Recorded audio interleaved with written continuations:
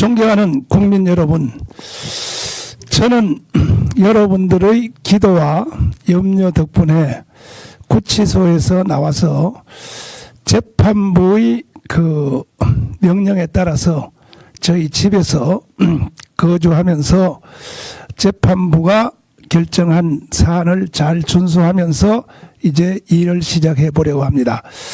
일단은 저에게 내려진 그 재판부의 결정은 3일 이상 외부에서 잠을 자거나 할 때는 재판부의 사전 동의를 받아라 하는 그러한 내용인데, 그것은 제가 어길 리도 없고 3일 이상 어디 갈 일도 없습니다. 또 하나는 선거 지금 그 재판 사안에 관해서는 그 사안에 관해서 외부인들과 그 관계자들을 만나면 안 되고 변호사들만 만나야 된다. 그 외에 다른 분들은 다 만나도 괜찮고 재판에 직접 관여된 사안에 대해서는 주의하라 하는 그런 내용이니까 보석이라고 하는 이름으로 결정됐지만 이것은 가택연금이 아니고 그야말로 재판 규례에 관한 보석입니다. 제가 이제 그 구치소에서 나와 보니까 염려했던 그대로 지금 세상 분위기가 너무 혼란의 상태에 빠져 있고, 마치 저는 그 시대에 살아보지 않았습니다만은 어르신들의 말씀을 듣고 또 책을 본 바에 의하면 인류의 격동기에 있었던 2차 세계대전 그때에 있었던 그 혼란 상황과 같은 느낌을 저는 받게 되었습니다. 그러면 지금 전 세계적으로 중국 바이러스 때문에 전 인류가 지금 그 큰 고통을 겪고 있는데 이와 같은 일이 왜 생겼을까? 그 원인이 어디서부터 출발했을까? 하는 것을 저는 성경적으로 또 신학적으로, 제가 한기총 대표회장이고 또 목회자이기 때문에 그런 분야에서 한번 조명을 해보도록 하겠습니다. 하나님은 인류가 무슨 일을 하든지 어떤 범죄를 하든지 하나님은 관여하지 않습니다. 심지어 에덴 동산에서 선악과를 따먹는 것까지도 인간에게 자유입니다. 하나님은 무한 자유를 인간에게 부여한 것입니다. 그러나 그 자유를 악용했을 경우에는 반드시 하나님은 나타난다고 하는 것입니다. 어떤 식으로 나타나느냐? 그 죄과에 대해서 전쟁을 통하여 또 질병을 통해서 천재지변을 통하여 하나님은 매 시대에 나타나는 것입니다. 이것이 바로 성경의 기록인 것입니다. 하나님은 눈에 보이지 않고 불러도 육신의 음성으로 대답하지 않아도 하나님은 인간의 모든 행동, 생각 전체를 다 통찰하시고, 저는 목회자로서 신학적 이론을 칼빈주의를 저는 지향합니다. 그래서 칼빈주의의 신학 사상이 이 세상의 모든 사건, 역사, 현상은 주권자가 이끌고 간다 하는 것이 칼빈주의입니다. 그래서 칼빈주의 입장에서 보면 이번에 일어난 이 우주적인 대혼란의 상태에도 이것은 반드시 하나님을 경록해 한, 하나님을 분노케 한 인류의 그 범죄 행위가 그 사전에 있었지 않느냐. 그렇다면 그것이 뭘까? 그럴 때 2차 세계대전 이후에 새로운 세상이 시작된 상태에서 우리 인류가 그동안에 범죄한 사건들이 많이 있죠. 예를 들면 인간의 기본 질서도 우리가 다 버리고 또 그 자유를 이제 만용해서 말할 수 없습니다. 그래서 이건 자유주의도 그렇고 공산주의도 그렇고 사회주의도 그렇고 인간의 기본 질서, 인간의 기본적인 상태를 저버린 사건들이 건국 후 70년 동안에 많이 있었다고 봅니다. 그 중에 하나가 이번에 어제 그저께 일어난 이태원 클럽 사건인데, 이 정부는 애써서 이태원 클럽 사건에서 일어난 사건을 축소하려고 안간 힘을 쓰는 것을 보고, 아니 번번에 대구의 신천지, 물론 이단이죠. 그걸 인해서 일어난 사건은 그 모든 것들을 다 교회 쪽으로 포커스를 맞춰서 언론도 타격하고, 그중에서도 또 특별히 저희 교회를 집중적으로 고발도 하고 뭐 이렇게 하는 것을 보고, 저는 감옥에서 뉴스를 보면서 야, 저들이 왜 저럴까? 도대체가 교회야말로 사실은 인류 역사 2000년에서 정말 기여한 제1의 그 단체였었죠. 모든 시대별로 인류의 사건이 일어날 때 교회가 앞장서서 해결을 했던 것입니다. 모든 사건들을. 우리나라도 건국 이후로 135년 전에 이 땅에 들어온 우리 한국 교회가 민족을 기화시켰죠. 독립운동했죠. 건국했죠. 6.25 막아냈죠. 새마을운동에 앞장섰죠. 민주화도 마찬가지입니다. 한국 교회가 민주화를 할 때 김영삼, 김대중을 지켜냈지 않습니까? 그래서 오늘날 이 한국이 이루어졌는데, 이 보통 이 지금 언론이나 특별히 주사파 세력들은 한국 교회가 135년 동안에 이 대한민국에서 어떤 일에 기여했는지를 전혀 모르고 있어요. 특별히 언론들이. 그러니까 마치 교회를 범죄 집단으로 몰고 가고, 또 근래에 이제 주사파들이 모든 정권을 다 틀어지고, 뭐 언론, 기무사, 또 국정원, 또 정보기관, 검찰, 경찰 뭐 할 것 없이 다 틀어지고 그들의 목적지를 이제 가려고 하는데, 거기에 대해서 우리 한국 교회는 가만히 있을 수가 없죠. 교회와 사회주의는 공존할 수가 없는 것입니다.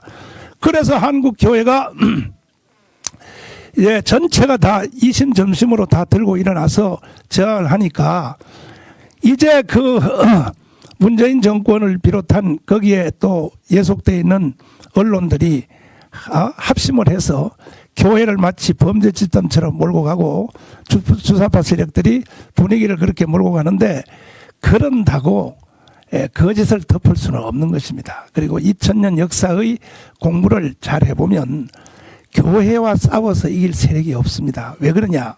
교회는 첫째로 성경과 진리 위에 서서 모든 운동을 하기 때문에 절대로 교회만 싸워 이길 수 없고, 어느 순간은 교회가 당하는 것 같지만 결론적으로는 교회가 지는 법이 없습니다. 그 다음에는 하나님의 전격적인 지원을 받죠. 교회는 사람들의 지원을 받는 것이 아닙니다.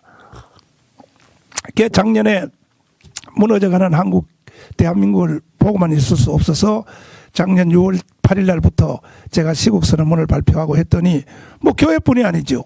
웅천 스님을 비롯한 대불청, 불교에서 또 천주교 대표인 이계성 교장 선생님이 함께 같이 들고 일어나서 3대 종단이 범주사파 저항운동, 문재인 저항운동, 문재인이가 대한민국을 해체하고 대한민국을 주사파의 세상으로 만들어서 북한으로 편입하려고 한다. 이승만 대통령이 만들어 놓은 해양 세력, 미국과 일본 전 구라파를 함께하는 이 해양 동맹을 분리해서 북한과 또 그 중국과 러시아로 함께하는 대륙 동맹으로 편입한다는 것은, 이거는 삼척 동자들도 다 알게 돼 있는 것입니다. 다 아는 것입니다. 이것을 모르는 사람 하나도 없어요. 이것을 두고 종교가 가만히 있다면 이건 죽은 종교죠. 사실 국가와 사회가 이렇게 무너지면 제일 먼저 일어나야 될 사람들이 지식인들입니다. 지식인들이 일어나서 저항을 해야 되는데, 과거에 독재 시대 때나 대한민국의 그 사회가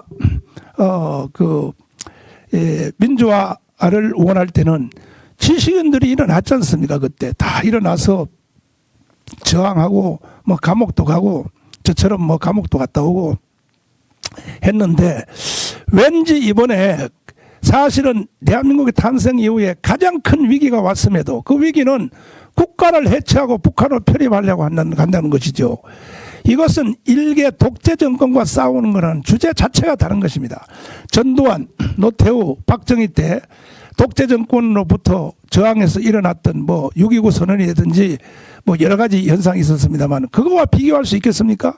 이거는 국가 존재 자체가 없어지는 주제인데, 그럼에도 불구하고 지식인들이 가만히 있고, 오히려 지식인들이 불의의 편에 서고 조국의 편에 서고 기가 막힐 일이죠.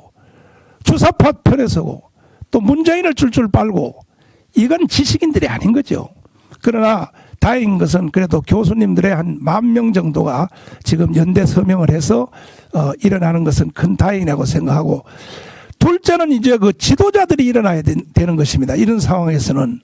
근데 대한민국 지도자들은 다 전부 좀 속된 편으로 말하면 쥐새끼같이 생겨가지고 황교안까지도 마찬가지죠. 자유우파 지도자들도 마찬가지죠. 그렇게 자유우파 국민들이 뒤를 받쳐주고 그렇게 응원을 해도 이 사람들이 정신을 못 차리고, 지도자들이 정신을 못 차리고 뭐 중도를 잡으러 간다. 여러분, 중도가 잡힙니까? 대한민국은 중도 없어요. 하나는 대한민국 정신에 충실한 헌법을 동의하는 세력이 하나 있고 우리 같은 사람이죠. 또 하나는 이와 같은 사실을 모르고 문재인과 주사파에 속아 있는 세력뿐이지 중도가 어디 있습니까? 대한민국에. 중도 없습니다. 그럼에도 불구하고 국민들의 뭐 대다수는 70, 80%는 대한민국 자체를 부인하거나 해체되거나 이러한 것에 동의하는 사람은 없다고 생각합니다. 제가 이렇게 강조하고 제가 이 운동을 다시 시작하고 하는 이유 중에 하나는, 저도 저 개인적으로 생각하면 제가 이 고생을 할 필요 없죠. 감옥을 2번이나 갔다 오고 또 뭐 여러 가지 참 압박도 당하고, 지금도 내가 보석 허가를 받아서 집에서 거주해야 되고, 물론 뭐 3일 동안은 제가 자유롭게 다닐 수 있습니다만은, 이러한 일을 당할 때 저도 감옥에서 이런 생각했습니다. 전광훈, 너 혼자만 목사냐? 응?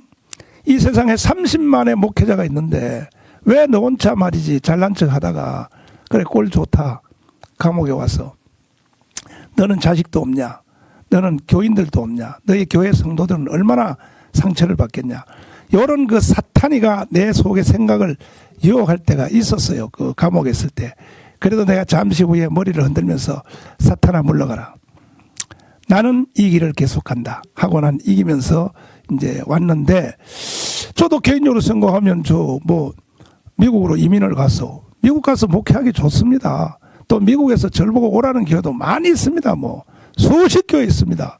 가서 편안히 남은 생에 목회하고 하늘나라 가면 그만이지, 제가 이 험한 투쟁, 이 험한 고난을 앞잡이가 되어서 이렇게 고통당할 필요가 있느냐, 이런 생각들을 할 수 있지만, 우리 조국 대한민국이 없어지고 해체되고 공산화가 되고 사회주의가 되는 마당에 나 혼자 살겠다고 필리핀이나 외국으로 도망가서 이것은 목사라고 할 수 없고, 또 이미 벌써 대한민국을 버리고 도망간 사람이 아니라 전 세계 선교를 위해서 외국에 나가 있는 미국의 수만 명의 목회자들이 격분을 일으켜서 저를 응원하고, 그분들이 오히려 한국으로 들어온다, 한국에 들어와서 자기들 투쟁하겠다, 이러한 사람들이 수만 명이 일어나는 걸 볼 때에 제가 이 시대의 사명을 피하여 갈 수도 없는 것입니다. 그래서 존경하는 국민 여러분, 성경에 보면 예수님께서 그랬습니다. 말씀하시기를, 너희가 천기는 분별할 줄 알면서, 이게 뭐냐, 아침이 되면 해가 뜰 줄 아는 거죠. 아침이 되면 해가 뜰지 안 뜰지 토론해 볼 필요 없습니다. 사전 찾아볼 필요도 없습니다. 방송으로 해볼 필요 없습니다. 당연히 아침 되면 해가 뜨는 거죠. 해가 뜨면 낮이 되는 것이고, 밤이 되면 해가 지는 것이요. 이러한 천기는 본능적으로 다 우리가 분별할 줄 알면서 시대의 현상, 시대의 표적은 어찌하여 모르느냐 하는 책망을 예수님이 하신 적이 있었습니다. 또 주님이 요한복음에 보면은 3장에 보면, 바람이 임의로 불되 그 소리를 들어도, 바람이 불면 소리가 들리잖아요. 바람이 불면 소리는 들어도 이 바람의 방향이 어디서부터 어디로 부는지는 모른다는 얘기죠. 그러나 바람이 임의로 불매 그 소리를 들어도 어디서 오며 어디로 간지 알지 못하나, 그러나 나뭇가지를 보면 아는 것입니다. 바람을 맞은 나뭇가지가 어느 쪽으로 휘는 걸 보면 아 바람이 어느 쪽으로 부는지를 알 수 있다는 거죠.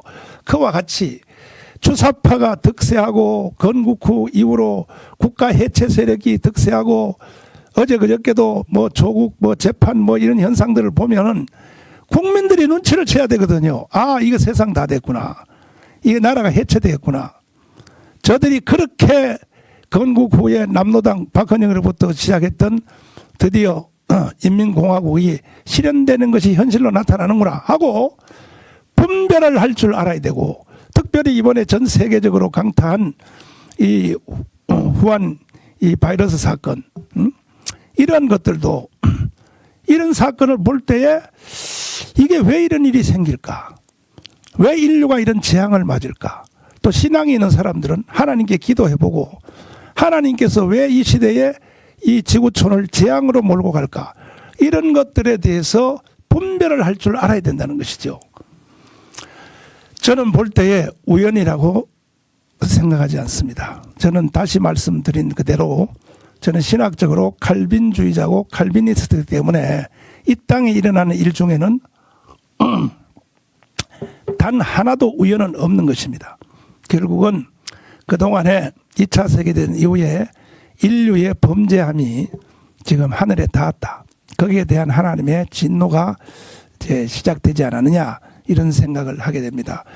그 지금은 그래도 뭐 바이러스 걸리면 치료를 잘하면 장기 치료하면 그래도 거의 다 나았고 뭐 많은 나라 미국 같은 데서는 뭐 5, 6만 명이 생명을 잃고 뭐 유럽도 그렇지만은 그러나 이거보다가 뭐 10배, 100배 더 센 이런 바이러스가 안 나타난다고 보장할 수 없지 않습니까? 그건 걸리면 그냥 그대로 날아가는 거죠. 요한계시록에 보면 성경에 보면 3분의 1이라는 숫자가 성경에 많이 나와 있습니다. 그것은 어떤 의미에서 보면 인류가 3분의 1이 죽음을 당하는 그러한 은유적인 표현도 되어 있습니다. 이러한 것들을 앞에 두고 우리 대한민국과 대한민국 국민들은 정말 하늘을 거스리는 이러한 도덕적인 개인적인 이러한 행동은 해서는 안 되겠다. 그리고 2차 세계대전 이후에 또 한 가지 큰 사건은 전쟁과 기근과 질병도 있었지만은 공산주의 현상입니다. 이 공산주의는 하나님을 대적하는 집단이거든요. 반드시 심판을 받게 되는 것입니다. 거기에 대해서는. 그래서 오늘까지도 공산주의자들이 많은 희생을 치루었죠. 중국 지금도 공산주의 하고 있지만 중국이 공산주의를 이루는 과정에서 5천만 명을 죽였지 않습니까? 공산주의가. 그거 다 그 하나님의 징계라고 봐야 됩니다. 러시아는 마찬가지. 뭐 북한은 뭐 근래에까지도 사람들 뭐 몇백만 명 굶어 죽는 것은 저 사람들은 뭐 신경도 안 쓰지 않습니까? 지금 이 위기를 당한 이 시대에 특별히 이 대한민국의 목사님들 30만의 목회자들은 정말 시대의 정신을 잘 분별하고 하나님의 입장에서 현상들을 관통할 수 있는 눈이 좀 열리기를 바라고 국민들을 잘 바른 방향으로 이끌고 가시고 그리고 회개할 것은 회개하고 이렇게 선지자적인 기능의 사명을 다 해야지 목회자들까지도 휩쓸려 가지고 뭐 좌파 우파 뭐 정치적 이념에 이렇게 휩싸여서 이렇게 간다면은 그건 하나님 앞에 심판을 받게 될 것입니다. 우리는 성경 위에 철저히 서고 특별히 기독교인들은 어떠한 우리는 정치적인 입장에 무엇을 이루기 위해서 편향되게 살면 안 되는 것입니다.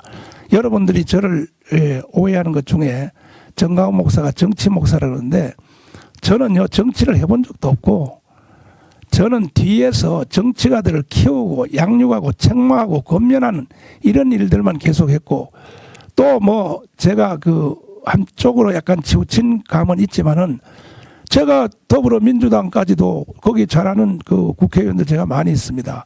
그분들에 대해서도 저는 책망도 하고 권면도 하고 저는 딱 하나죠. 주사파만 정리하면 얼마든지 한국교회는 더불어민주당과도 함께 갈 수 있다. 그러나 주사파는 헌법 위반이잖아요. 헌법 위반. 그리고 반국가주의 아닙니까? 이건 헌법에서 이미 규정된 사안이거든요. 그 다음에 자유우파 지도자들도 마찬가지죠.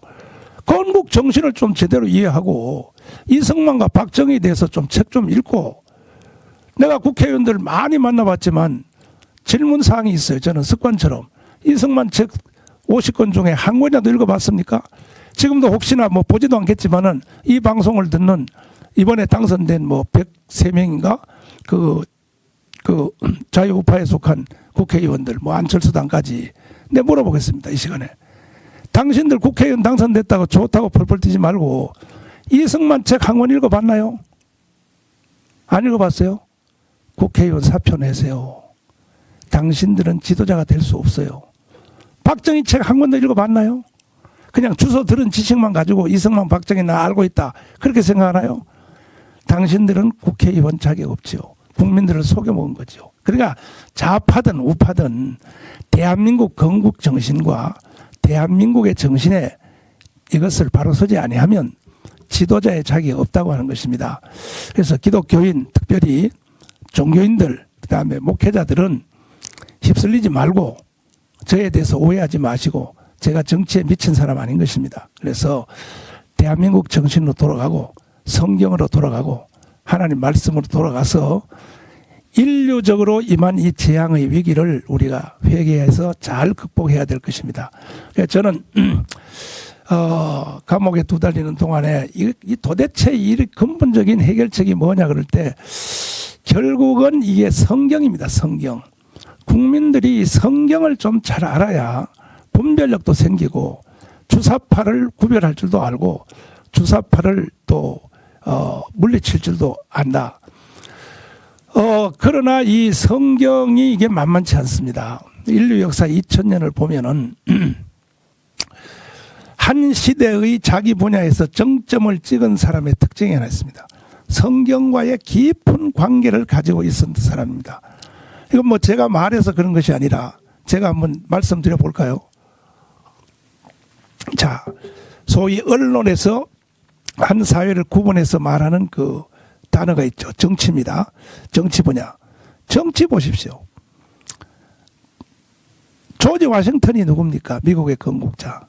아담스, 토마스 제퍼슨, 민주주의의 대표격인 아브라함 링컨, 근래의 또 미국 정치를 완전히 바로 세웠던 로널드 레이건, 뭐 지금도 트럼프까지도 이 사람들의 공통되는 특징이 뭐 루스벨트나 아이젠하워나 또 트루먼이나 다 마찬가지입니다. 성경과의 특별 관계를 가지고 있는 사람입니다. 이건 뭐 미국만 그런 것이 아닙니다. 영국도 그렇고 또 유럽도 그렇습니다. 그래서 성경과의 깊은 관계가 있는 사람이 자기 분야에 일하는데 항상 정점으로 간다. 경제도 마찬가지죠. 지금은 뭐 시대가 새로운 시대가 되어서 뭐 경제의 부호의 대표가 뭐 많이 달라졌지만은 2차 세계대전 이후에 이 경제를 이끌어왔던 미국의 예를 들어서 카네기 재단, 록펠러 재단, 뭐 그 외에도 수도 없는 그런 그 경제인들, 그 다 또 경제학자들, 뭐 아이비리그 경제학 교수들, 다 이게 성경과 깊은 관계가 있는 사람입니다. 성경과 깊은 관계가 있는 사람은 자기 분야에 항상 정점으로 가게 되었습니다. 과학도 마찬가지죠. 인류 역사의 전기, 에디슨, 그 성경과 깊은 어린 나이 때부터 성경과 깊은 철학 마찬가지입니다. 뭐 어스틴, 뭐 그 후에 중세 철학자 말고 나중에 철학의 마무리라고 하는 그 화란의 철학자, 실존주의 철학자 키어로코르까지 성경 빼고는 말할 수 없습니다. 문학 보실까요? 마찬가지죠. 문학은 양대 문학으로 나누지 않습니까? 러시아의 문호, 뭐 톨스토이, 뭐 성경 빼고 거기 내용이 뭐 있습니까? 또 서양 문학, 뭐 섹스피어, 뭐 헤밍웨이, 뭐 다. 저는 뭐 전공이 아니라서 뭐 대충만 알지만, 그러나 그런 대표적인 책은 제가 거의 다 읽어봤는데 성경 빼고는 말 자체가 안 되는 겁니다. 그게 다 그렇습니다. 사회학자 마찬가지입니다. 사회학자. 예를 들어서 무슨 아놀드 슈바 있죠. 그 성경 빼고 그 사람을 어떻게 설명하겠어요? 뭐 페스탈로치. 그럼 성경 빼고 뭘 설명하겠습니까? 그러니까 성경과의 깊은 관계가 있는 사람이 그 자기 분야의 정점으로 간다. 자, 문화예술 보시면 중세에 무슨 뭐 로마 성 베드로 성당을 조각하고 뭐 그림을 그린 뭐 레오나르도 다빈치라든지 뭐 말할 것 없잖아요. 음악, 바하, 모차르트, 뭐 또 그 뭐 많잖아요. 이런 사람들이 다 성경입니다. 성경과 깊은 관계가 있는 사람이 자기 분야의 정점에 갔다고 하는 것이죠. 심지어 이것은 성경을 반대하는 그 주로 이제 소위 말하는 좌파 쪽의 사상을 가지고 있는 앙겔스라든지 또 칼막스라든지 이러한 사람들도 어릴 때는 다 성경입니다. 하나님이 없다고 부인하고 끝까지 죽었던 사신신학의 니체 같은 사람. 니체가 어릴 때 얼마나 성경 깊이 읽고 성경에 심취해서 살았습니까? 그러니까는 뭐 좌파든지 우파든지 사상이든지 과학이든지 문화든지 예술이든지 이거는 인류 역사가 증명하는 사건이기 때문에 이건 부인할 수 없는 사건이거든요. 제가 억지 부리는 게 아니잖아요. 그러면 국민 여러분 본인과 여러분의 자녀와 앞으로 후대가 여러분들이 하는 일에 정점을 찍기를 원하십니까? 성경과 깊은 관계를 맺으십시오. 이것이 인류 역사 2000년이 주는 교훈인 것입니다. 그래서 저는 18일부터 수원 그 화성 근교에 있는 라비돌에서 전국의 목회자들을 중심으로 또 지도자들 중심으로 평신도들도 참여해도 좋습니다. 그래서 거기서 2박 3일 동안 성경 강해를 하려고 합니다. 하나님이 저에게 주신 많은 은사가 있지만 저는 하나님께 받은 은혜가 너무 많아서 많은 은혜가 있지만 그중에 대표적인 은사가 제가 목회자들에게 성경을 가르치는 은사였습니다. 지금까지 약 8만 6천 명, 8만 7천 명 가까이의 목사님들에게 내가 성경을 가르쳐 왔고 사실 저한테 성경을 배운 그들의 세력이 지난 1년 동안 광화문 운동을 일으키는 밑바닥에 눈에 보이지 않는 세력이 된 것이죠. 그때 작년 1년 동안 불가사의한 그 광화문 운동을 보고 도대체 정광훈 목사 이해할 수 없다. 왜? 구정날 무슨 놈의 대회를 하는 게 어딨냐. 구정날 대회한다고 그건 누가 모이겠냐. 그건 내가 두고 보라 오냐. 꽉 차게 모였잖아요. 그 해석이 안 되는 거죠. 일반 국민들 생색으로는 그게 전부 밑바닥에 목사님들이 눈이 보이지 않게 이제 활동을 했고 또 목회자들 외에 이제 기독교인 중심으로 그 다음에 또 일부 태극기 세력 나라를 사랑하는 분들이 함께 합쳐서 우리가 광화문 운동을 전개해 왔습니다. 빨리 이제 그 바이러스 사건이 끝나면 우리가 광화문 운동도 회복하고 특별히 광화문의 연합예배 11시 그건 인류 역사 2000년의 그 기록입니다. 초요일날 11시 연합예배가 얼마나 많이 모였습니까? 제가 감옥에 있을 때 하루에 편지가 400통, 500통, 750통까지 오고 내 방으로 편지를 가져오시는 분들이 여자들이 시장 갈 때 끌고 가는 거기다가 담아가지고 끌고 오면서 서울구치소에 기록을 깼습니다. 박근혜 대통령보다 따블입니다. 이제 그런 얘기를 하면서 왜 목사님 편지 이렇게 많이 오냐고. 왜 그들이 일일이 다 점검해야 되거든요. 편지 내용을 다 잘라서 확인하고 내 방으로 넣어주기 때문에 그분들도 고생을 많이 했죠. 그래서 그 편지 내용들을 쭉 읽어보니까 참 뭐 눈물 난 얘기가 많이 있었죠. 빨리 목사님 나와서 감옥에 혼자 쉬지 마시고 절 보고 쉰다 그래 쉰다고. 나 감옥에서 힘든데 날 보고 쉬지 마시고 빨리 나와서 광화문 운동을 회복하시고 특별히 이 세상에 그 무엇으로도 맛볼 수 없었던 그 연합예배에서 이루어졌던 성령의 큰 나타남 그것을 빨리 회복해 달라는 편지 내용들이 뭐 엄청나게 저한테 왔습니다. 그래서 제가 많이 기도하고 정돈해서 이제 나왔습니다. 그래서 첫 일로 내가 지금 성경 강해를 18일부터 다음 주 월요일입니다. 18일부터 오후 3시부터 18일 오후 3시부터 이제 하려고 합니다. 참석하실 분들은 이미 벌써 뭐 하도 사람들이 막 몰려와서 지금 이거 어떻게 해야 되나 하는 고민 중에 있는데 거기는 2박 3일 동안 아주 좋은 숙소 시설에서 하기 때문에 제가 여러분들을 다 무료로 모실 수 없고 저도 돈이 없어서 그래서 그 10만 원 개인적으로 10만 원의 경비를 내시고 그 10만 원 내도 여러분들이 그 밥 먹고 잠자는 비용 다 안 됩니다. 나머지는 저희들 본부에서 또 추가로 부담하도록 하겠습니다. 그래서 성경으로 돌아가자. 성경 위에 서서 모든 것을 새로 출발하자. 애국운동도 마찬가지고 그래서 일을 하려고 합니다. 존경하는 국민 여러분, 제가 드린 말씀 중에 아직도 이해가 안 될까 봐 염려가 되는 부분도 있습니다만 왜 꼭 성경이냐 한번 와 보십시오. 그럼 제가 설명해 드리겠습니다. 그리고 성경의 그 깊이에 눈이 열리면 새로운 인생이 시작될 것입니다. 여러분이 하는 일에 형통함이 일어날 것입니다. 감사합니다. 그럼 다음 주 월요일 날 라비돌에서 여러분들을 뵙도록 하겠습니다. 문의사항은 저희 교회 그 접수처에 전화로 연락해 주시면 잘 안내해 드릴 것입니다. 감사합니다. 건강하시고 승리하십시다.